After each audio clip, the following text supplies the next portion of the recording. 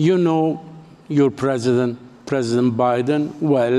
Yes, I do. You've been working in several media organizations from PBS, CNBC, MSNBC, Fox News, CNN, and you've been covering this field well, and you know the American politicians.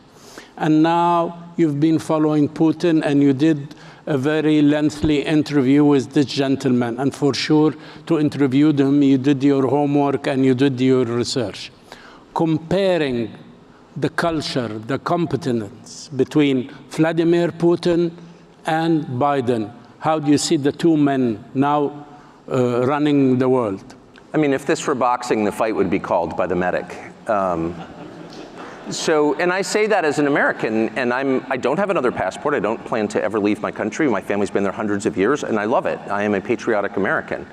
And I grieve when I see that the president is non compos mentis, and that in my country, it is considered very rude to say that. And you sort of wonder, how did you get to a place where you have an incompetent president who's driven not simply the standard of living, but life expectancy downward, and no one feels free to say that? That's not a political observation. It's a statement of fact, which is provable empirically. And the most radicalizing thing I would just say for me in the 8 days I spent in Moscow was not simply the leader of the country, who of course is impressive. It's the largest landmass in the world. And it's wildly diverse, linguistically, culturally, religiously. It's hard to run a country like that for 24 years, whether you like it or not. So an incapable person couldn't do that. He is very capable, and many of you know him, and you know that. What was radicalizing, very shocking and very disturbing for me was the city of Moscow, where I'd never been, the biggest city in Europe, 13 million people. And it is so much nicer than any city in my country. I had no idea. My father spent a lot of time there in the 80s when he worked for the US government and barely had electricity. And now it is so much cleaner and safer and prettier aesthetically. Its architecture, its food, its service, than any country, city in the United States that you have to, and this is non-ideological. How did that happen? How did that happen? And at a certain point, I don't think the average person cares as much about abstractions as about the concrete reality of his life. And if you can't use your subway, for example, as many people are afraid to in New York City because it's too dangerous, you have to sort of wonder, like, isn't that the ultimate measure of leadership?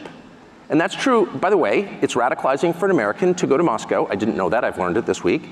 To Singapore, to Tokyo, to Dubai and Abu Dhabi. Because these cities, no matter how we're told they're run and on what principles they're run, are wonderful places to live. That don't have rampant inflation, where you're not going to get raped. Sir, excuse me. What is that? Excuse me.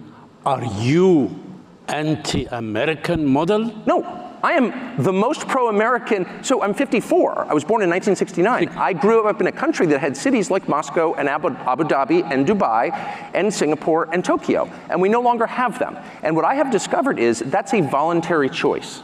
As inflation is, as you heard in that fascinating last panel, inflation is the product of choices made mostly by the central bank, not exclusively, but by policymakers.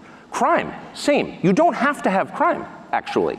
If you don't put, my children don't smoke marijuana at the breakfast table. Why? Because I won't allow them. It's very simple, it's a short conversation. No.